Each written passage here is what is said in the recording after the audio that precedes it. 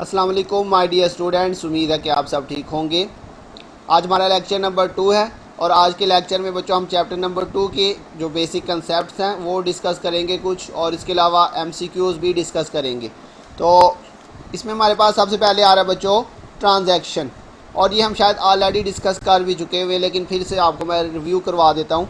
Transaction बच्चों क्या होती है? Any activity which change the financial position of a business is called transaction. कोई भी ऐसी एक्टिविटी, कोई भी ऐसा काम जिसकी वजह से हमारी फाइनेंशियल पोजीशन में कोई चेंज आ जाता है बच्चों, उस काम को हम कहते हैं transaction. Cash transaction, any transaction in which cash is paid और received immediately is called cash transaction. जी बच्चों, कोई भी ऐसा लेन देन जिसके अंदर हम कैश का लेन देन उसी वक्त कर लेते हैं उसको हम कहते हैं कैश ट्रांजैक्शन। उसके बाद है credit transaction. Any transaction in which cash is paid और received at some future date is called credit transaction. ऐसी ट्रांजैक्शन जिसके अंदर जो है वो कैश की जो पेमेंट होती है वो फ्यूचर के अंदर होती है, उसको हम कहते हैं क्रेडिट ट्रांजैक्शन, मतलब उधार पे जो लेन देन हम करते हैं। Accounting equation, mathematical expression which shows asset should be equal to liabilities and capital of organisation. ये जो अकाउंटिंग इक्वेशन, ये एक मैथमेटिकल एक्सप्रेशन होती है जिसमें दो साइड्स होती हैं। तो ये हमें बताती है कि किसी भी ऑर्गेनाइजेशन के अंदर जो उसके एसेट्स होते हैं वो इक्वल होने चाहिए किसके, उसकी लाइबिलिटीज़ और कैपिटल के। मतलब assets is equal to liabilities plus capital होना चाहिए हर ऑर्गेनाइजेशन के अंदर।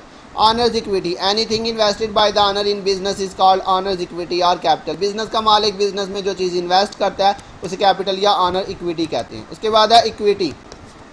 Equity is the sum of liabilities and owners equity, ये इक्वेशन है।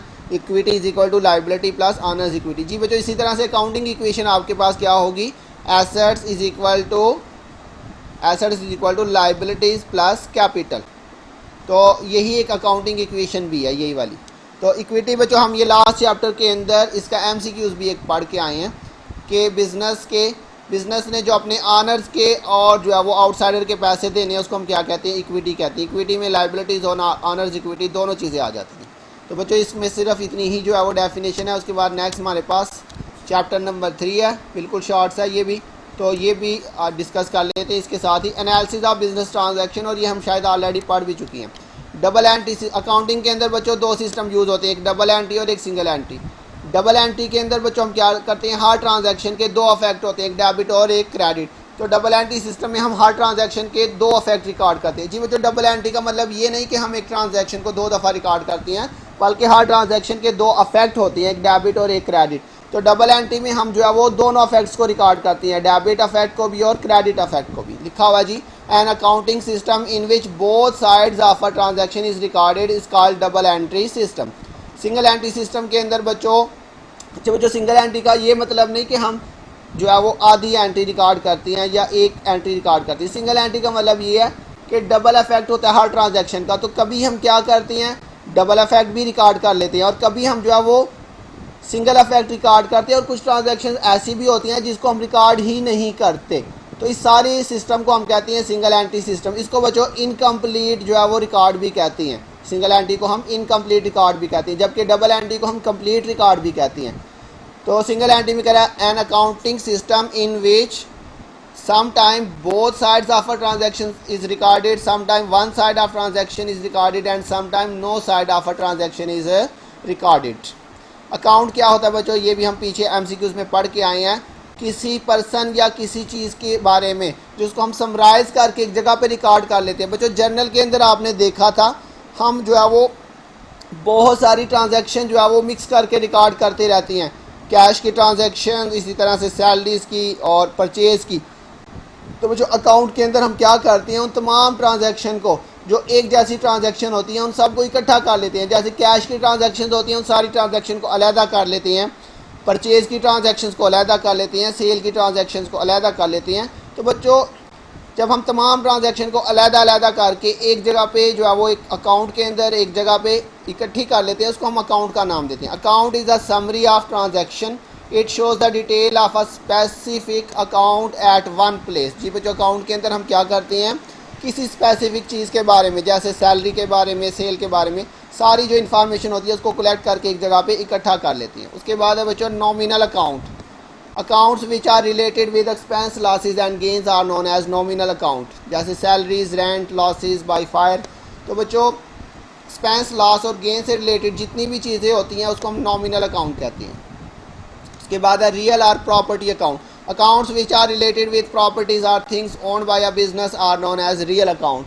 ऐसे अकाउंट जो कि बच्चों प्रॉपर्टीज़ या थिंग्स से चीज़ों से रिलेटेड होते हैं उसको हम रियल या प्रॉपर्टी अकाउंट कहते हैं, जैसे कि लैंड, बिल्डिंग, मशीनरी, ये हमारे रियल अकाउंट कहलाते हैं। उसके बाद है personal account, accounts which are related with persons or institutions are known as personal account. ऐसे अकाउंट जो किसी आदमी या किसी इदारे से रिलेटेड होते हैं उसको हम पर्सनल अकाउंट कहते हैं। For example debtor account, creditor account, Ali account, Ahmad account, तो ये बच्चों हमारे पर्सनल अकाउंट है।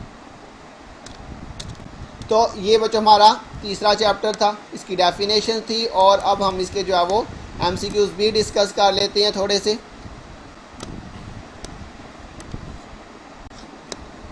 चैप्टर नंबर 2 के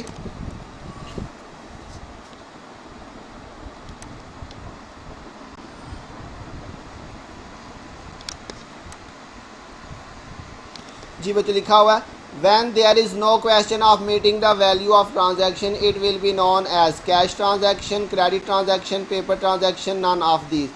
जी बच्चों कह रहा है ऐसी ट्रांजैक्शन जिसमें जो है उसकी पैसों की जो है वो कोई लेन देन नहीं होता, ना उसकी पैसों की शक्ल में कोई जो है वो कैलकुलेशन होती है, उसको हम क्या कहते हैं, paper transaction.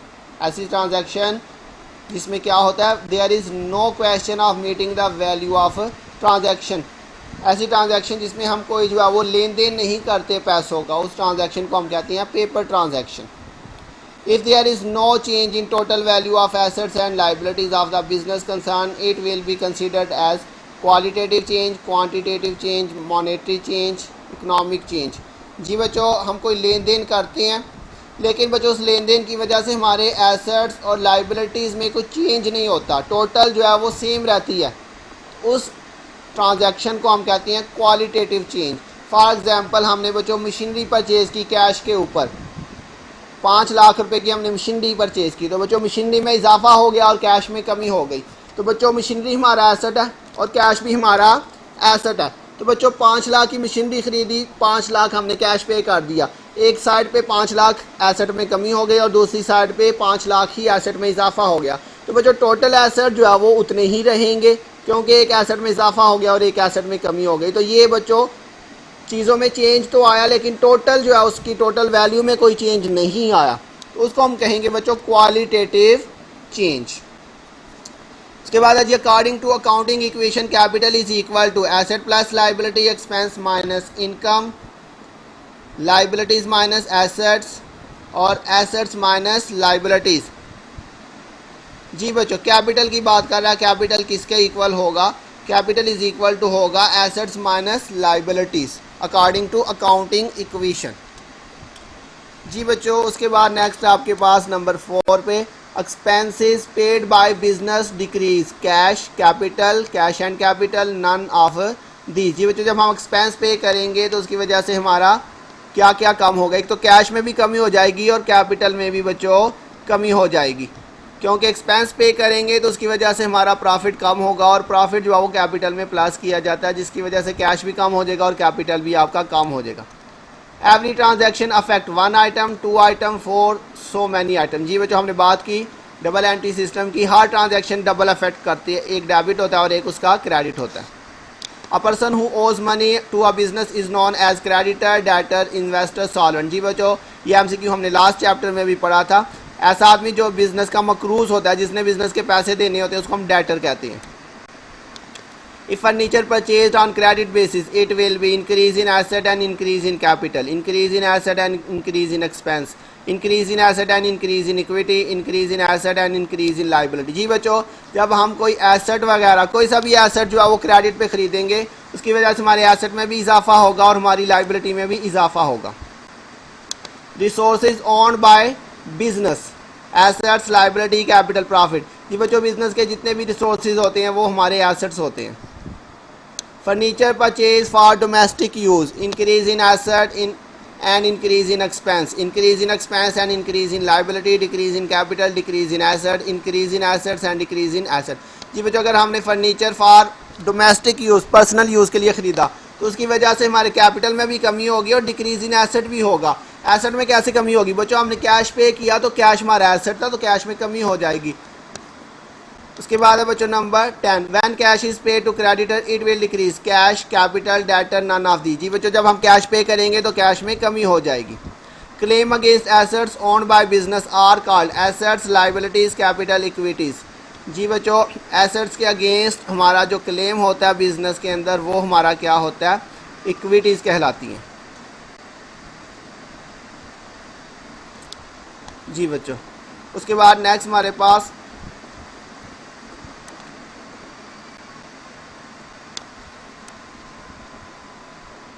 Number 12, a transaction taking place with an outside person और organization is called internal transaction, external transaction, paper transaction, none of this.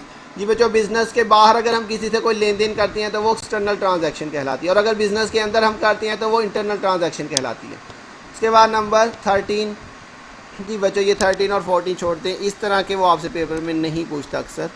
उसके बाद आ जाए बच्चों 15 पे, the excess of assets over liabilities called profit income capital equities.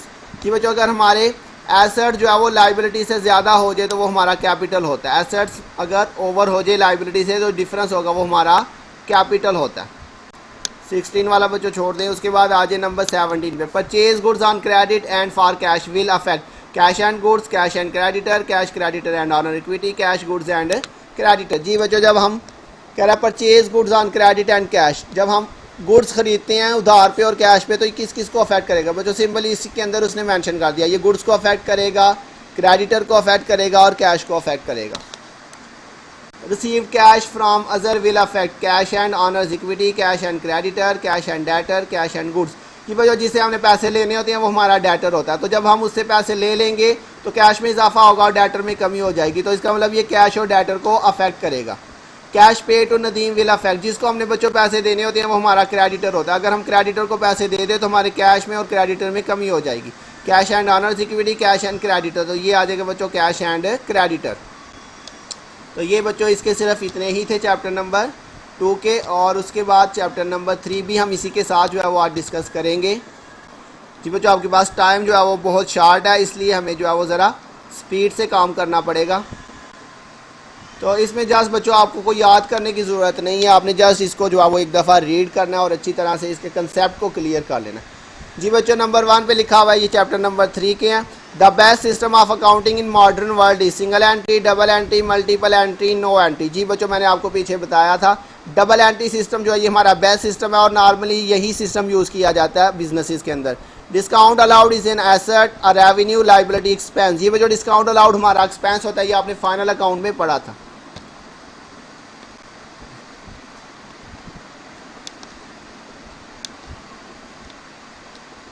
जी बच्चों उसके बाद है नंबर 3 पे, accounts which keep record of properties or things are called personal account, nominal account, real account, none of this.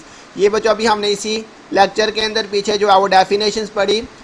ऐसे account जिसमें properties or thing का record रखते हैं उसको हम रियल अकाउंट कहते हैं। Accounts which keep record of expense, gains and losses, personal, nominal, real, none of this. जी बच्चों ऐसे अकाउंट जिसमें हम एक्सपेंस, गेन और लॉस का रिकॉर्ड रखते हैं उसको हम नॉमिनल अकाउंट कहते हैं, ये भी हमने अभी पीछे डेफिनेशन में पढ़ा। उसके बाद नंबर 5 पे है, which of the following normally has credit balance, building account, purchase account, machinery account, sale account. ये बच्चों सेल अकाउंट का नॉर्मली जो बैलेंस होता है वो हमारा क्रेडिट होता है। नंबर 6 है, purchase of furniture should be debited to purchase account, creditor account, furniture account, cash account. जी बच्चों फर्नीचर परचेज करेंगे तो हमने फर्नीचर अकाउंट को क्या कर देना, डेबिट कर देना। T account is the simplest form of journal, ledger, trial balance, final account. जी बच्चों टी अकाउंट जो होता है ये लेजर का एक सिंपलेस्ट फॉर्म होता है, टी की शक्ल में हम लेजर बनाते हैं। टी मतलब ये देखिए ये हमने ऐसे टी बनाया तो ये लेजर का फॉर्मेट बिल्कुल ऐसे ही होता है, टी इसका बिल्कुल सिंपल फॉर्म होता है।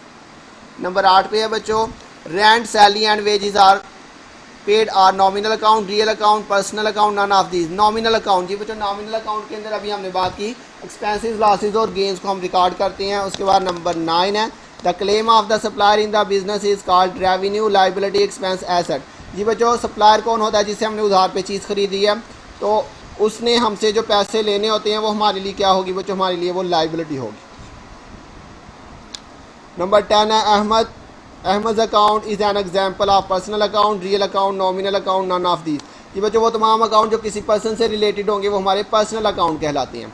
How many categories of accounts are 2, 3, 4 and 5। जी बच्चों हेड्स ऑफ अकाउंट्स की हमने बात की थी, हेड्स ऑफ अकाउंट्स की बच्चों हमने टोटल 5 हेड्स ऑफ अकाउंट्स पढ़े थे, एसेट्स, लाइबिलिटीज़, इनकम, एक्सपेंस और कैपिटल। ये हमारे 5 हेड्स ऑफ अकाउंट्स होते हैं जिसको उसने कैटेगरीज ऑफ अकाउंट्स भी कहा हुआ है।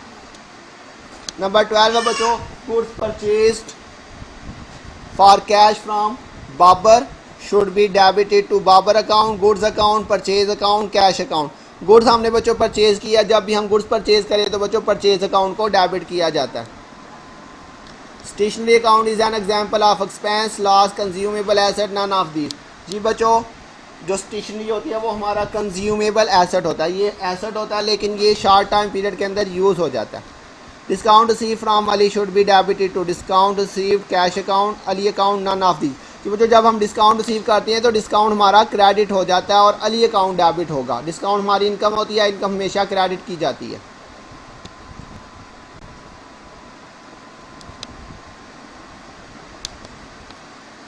जी बच्चों नेक्स्ट हमारे पास cash invested in business by owner will increase cash capital liability both A and B. जी बच्चों जब हम बिजनेस में कैश इन्वेस्ट करेंगे तो बिजनेस के अंदर कैश में भी इजाफा होगा और कैपिटल में भी इजाफा होगा, तो इसका मतलब बोथ ए एंड बी आएगा। Discount allowed to Ahmad will be credited to Ahmad account, discount account, cash account, none of these. जी बच्चों जब हम डिस्काउंट अलाउ करते हैं तो डिस्काउंट अलाउड हमारा एक्सपेंस है, एक्सपेंस हमेशा डेबिट होता है, तो अहमद अकाउंट क्रेडिट हो जाएगा बच्चों। उसके बाद है जी cash and personal accounts are maintain in single entry, double entry, multiple entry, none of the. जी बच्चों कैश एंड पर्सनल अकाउंट्स हम डबल एंट्री में मेंटेन करते हैं, सिंगल एंट्री के अंदर बच्चों हम जो है वो सिर्फ जो है वो पर्सनल अकाउंट्स जो है वो मेंटेन करते हैं। उसके बाद नंबर 18 है real and nominal accounts are maintain under single entry, double entry, triple entry, multiple entry. जी बच्चों ये भी हम डबल एंट्री में मेंटेन करते हैं।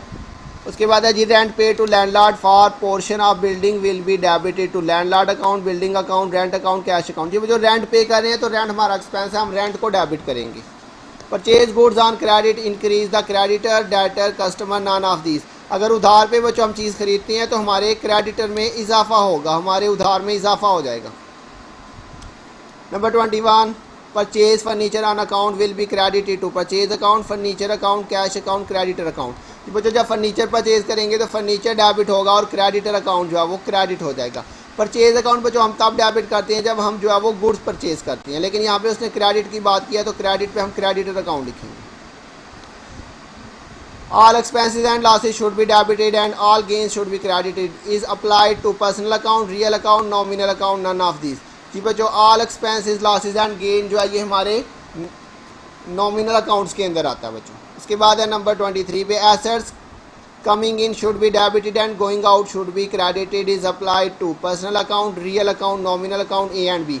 ये बच्चों एसेट्स जो होते हैं एसेट्स एंड प्रॉपर्टीज़ वो रियल अकाउंट होती है तो ये रियल अकाउंट कहलाएगा। नंबर 24 है person who receive the benefit should be debited and who gives the benefit should be credited is applied to personal account. ये बच्चों जो पर्सन से रिलेटेड जितने भी अकाउंट होते हैं वो हमारे पर्सनल अकाउंट होते हैं। Debit the increase in asset expense, asset revenue, asset liability, asset capital. जी बच्चों हमने बात की थी, रूल हमने डेबिट एंड क्रेडिट के पढ़े थे। एसेट और एक्सपेंस में इजाफा हो तो हम इनको डेबिट करते हैं। Credit the decrease increase in asset expense, asset capital liability, revenue capital liability, expense capital and liability. तो बच्चों क्रेडिट द इंक्रीज इनमें से पूछ रहा कि कौन सी चीज़ें हैं कि जब उनमें इंक्रीज़ हो तो हम उनको क्रेडिट कर देते हैं। तो बच्चों रेवेन्यू कैपिटल एंड लाइबिलिटी के लिए हमने रूल पढ़ा था, इनमें इंक्रीज़ हो तो हम इनको क्रेडिट कर देते हैं। जी बच्चों ये बस लास्ट है इसके हमारे पास। Debit the increase asset expense, revenue capital and liability, asset capital and liability, expense capital and liability. जी बच्चों कह रहा कौन सी चीज़ों में डिक्रीज़ हो तो हम उनको डेबिट करते हैं। बच्चों रेवेन्यू कैपिटल एंड लाइबिलिटी में डिक्रीज़ हो तो हम उनको डेबिट कर देते हैं। Credit the decrease in revenue and liability, expense and liability, expense and liability, expense and. जी बच्चों ये वाले इतने इंपॉर्टेंट नहीं है, आप इसको अगर छोड़ भी दे तो कोई मसला नहीं है।